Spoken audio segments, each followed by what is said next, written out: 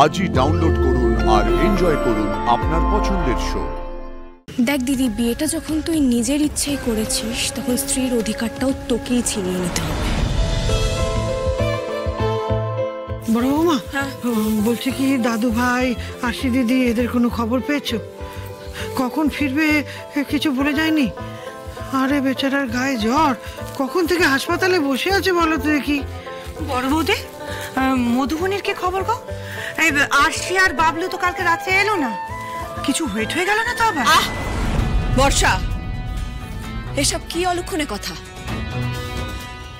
আমি সকাল সকাল মন্দিরে গিয়েছিলাম ওর জন্য পুজো দিতে, কিচ্ছু হবে না ওর। তা নিজের ছেলের জন্য ভালো করে মন্দিরে পুজো দিয়েছো?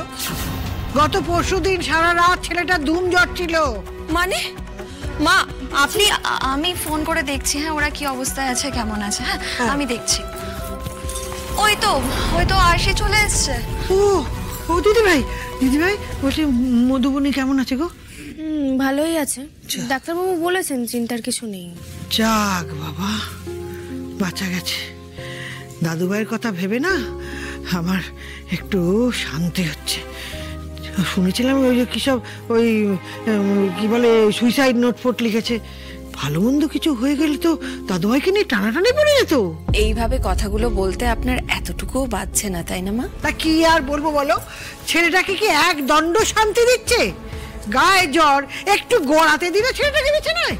ওই মেয়েটার জন্যই কিন্তু আজকে মা আমার বাবলু সুপারস্টার সাক্ষ্যজিৎ চ্যাটার্জি হতে পেরেছে। তা আমি তো দাদু ভাইকে বলিনি সুপারস্টার সাক্ষ্যজিৎ হতে।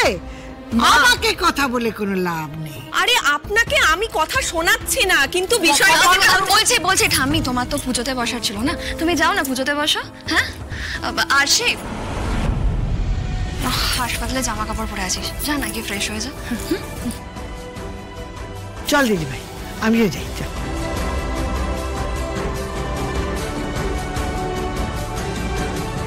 কেমন গটগট করে যাচ্ছে দেখো, যেন এটা ওর নিজের বাড়ি। আমার সাজানো গোছানো সংসারটাকে পুরো এলোমেলো করে ছেড়ে দিল এই মেয়ে।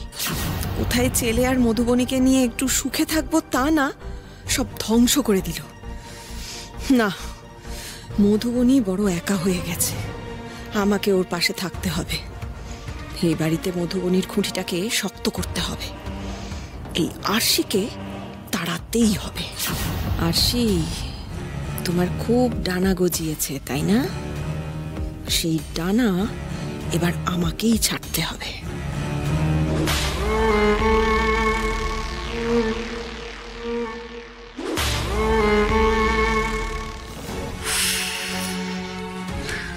যাক বাবা, মধুবনী ভালো আছে, বিপদ কেটে গেছে শুনেও নিশ্চিন্ত হওয়া গেল, তাই না? রিতম, বলছি একটা রিকোয়েস্ট আছে, রাখবে? বলো। দেখো এই বাড়িতে রোজ অশান্তি হচ্ছে, আমার না ভালো লাগছে না, কেমন একটা ডিপ্রেস লাগছে। এক কাজ করো, বাইরে থেকে কোথাও ঘুরে এসো, আর তোমার কোনো বন্ধু বান্ধব দেখো না ফ্রি আছে কিনা, তাদের সাথে বেরোলে দেখবে তোমার মনটা ভালো লাগছে। না রিতম, আমি বন্ধু বান্ধবের সাথে বেরোতে চাই না, আমি তোমার সাথে একটু আলাদা সময় কাটাতে চাই। কতদিন হয়ে গেছে বলো তো আমরা আলাদা করে বেরোই না। বলছি একটা নতুন সিনেমা এসেছে, রাতের শো, যাবে? রাতে? কাকুই রাত্রেবেলা তো আমার অফিস থাকে। তুমি আজকে অফিসে যাবে? যেতে হবে কাকুই, রাত্রেবেলাতেই তো বিজনেস মিটিং গুলো হয়। রোজ রোজ রাতে কার বিজনেস থাকে? আমায় কাকুই, আমাকে যেতে হয় অফিসে। শীতম, বিয়ের পর থেকে আমরা ঠিকঠাক মতো টাইম স্পেন্ড করিনি। প্রত্যেকদিন রাতে তুমি বেরিয়ে যাও, সকালবেলা আসো, ক্লান্ত থাকো, সারাদিন ঘুমো, এরকম করে চলে বলো তো? তাহলে কিভাবে চলে কাকুই? বলে দাও না, তুমি আমাকে বলে দাও। এইভাবে কেন রিঅ্যাক্ট করছো? কিভাবে রিঅ্যাক্ট করবো বলে দাও আমাকে সেটা। হ্যাঁ, কি বোকা বোকা রিকোয়েস্ট তুমি আমাকে করে যাচ্ছ। কাকুই, তুমি কি বুঝতে পারছো না এই মুহূর্তে আমাদের দুজনের সময় কাটানোর থেকে অনেক বেশি ইম্পর্টেন্ট আমার বিজনেসটাকে দাঁড় করানো। কাকুই, আমি তোমাকে অনেক বেশি সেন্সেবল বলে ভেবেছিলাম। তুমি তো দেখতে পাচ্ছ আমি হাড় ভাঙা খাটনি খাচ্ছি রোজ এই বিজনেসটাকে দাঁড় করানোর জন্য, আর তুমি একই কথা জ্ঞানর করে বলেই চলেছো। কেন আমি রাতে থাকি না, কেন আমি তোমায় সময় দিই না? আমার আর ভালো লাগে না একই প্রশ্নের উত্তর দিতে।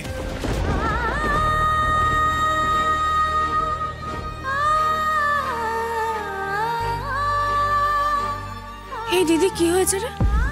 রিতমটা এভাবে রিঅ্যাক্ট কেন করলো? আমি জানি না বোন, জানিস তো আমার কি মনে হয় প্রীতম আমাকে বিয়ে করে নিয়েছে, কিন্তু আমাকে ভালোবাসে না। কি বলছিস তুই? হ্যাঁ রে, আমাদের মধ্যে স্বামী স্ত্রীর সম্পর্ক গড়ে ওঠা তো দূর, নিজেদের মধ্যে ঠিকঠাক সময় অবধি কাটাতে পারিনি। এই তুই কি বলছিস এসব? দেখ সাক্ষ্যদা, তোর মধ্যে এত সমস্যা, কিন্তু তা সত্ত্বেও তোদেরকে আমাদের থেকে বেশি স্বামী স্ত্রী মনে হয়। দেখ দিদি, বিয়েটা যখন তুই নিজের ইচ্ছেই করেছিস, তখন স্ত্রীর অধিকারটাও তোকেই ছিনিয়ে নিতে হবে। কেঁদে লাভ নেই দিদি। রিতমদাকেও এটা বুঝতে হবে যে স্ত্রীর দায়িত্ব আরেকটা বড় দায়িত্ব। নিজের ব্যবসাটাকে যেমন দাঁড় করাতে হবে, তেমনি তোদের দাম্পত্যের ভিতটাকেও মজবুত করতে হবে দিদি। তাই তোকেও সময় দিতে হবে দিদি। শুধু শুধু না কেঁদে নিজের ন্যায্য অধিকারটাকে জোর গলায় ছিনিয়ে নে রিতমদার থেকে। ও আচ্ছা, দিদিকে খুব বুদ্ধি দেওয়া হচ্ছে তাই না? দাঁড়া, হচ্ছে, আমিও দেখি ও মেয়ে কিভাবে গলা তোলে। যাকে ছাড়ো সব কথা। তুই কি কোথাও বেরোচ্ছিস নাকি? হ্যাঁ রে, কোথায়? আমি একটু থানায় যাব দিদি। থানা? আমার না মনটা একটু খচখচ করছে। কি ব্যাপারে? আমার মনে হচ্ছে ওই মধুবনী ম্যাডাম সুইসাইডের নাটক করছেন। কি বলছিস তুই?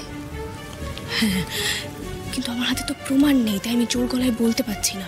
কিন্তু আমার মন বলছে দিদি, ওই স্যারের সামনে মুখোশটা এভাবে খুলে গেল না মধুবনী ম্যাডামের, আর স্যার ওভাবে রিয়াক্ট করেছেন, তাই সব কিছু ফেরত পাওয়ার জন্য, আবার সিম্প্যাথি গেইন করার জন্য এই নাটকটা করছেন। ওনার আসলে কিচ্ছু হয়নি। এত বড় একটা ভয়ঙ্কর নাটক! তুই জানিস না মধুবনী ম্যাডাম কেমন, কতটা নিচে নামতে পারেন, নিমেষে হয়কে নয় করে দিতে পারেন। আমি এসিপি স্যারের সাথে কথা বলেছি, দেখি ওখানে গেলে হয়তো সত্যিটা খুঁজে বের করার কোনো পথ পাবো। আসছি আমি দিদি।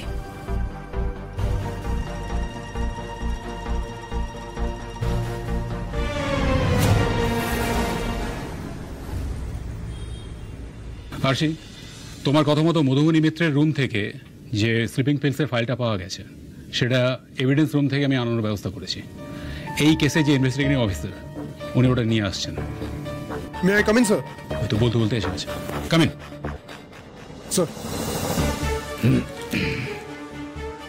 এই ফাইলটা থেকে আমরা ঠিক কি ইনফরমেশন পাচ্ছি অফিসার? স্যার, অনেক দিন ধরে যে ব্যবহার করা হয়েছে তা কিন্তু নয়, নতুন বটল, সদ্য সিল খোলা হয়েছে। তবে স্যার, এখানে কিন্তু 10টা স্লিপিং পিল এখনো মিসিং আছে। আচ্ছা, ওই রুম থেকে আর কোনো স্লিপিং পিলসের মানে স্ট্রিপ বা মানে এন্টায়ার রুম থেকে অন্য কোনো ঘুমের ওষুধ পাওয়া গেছে? না স্যার, অনলি দিস। আর কোনো ঘুমের স্ট্রিপ কিছু ছিল না।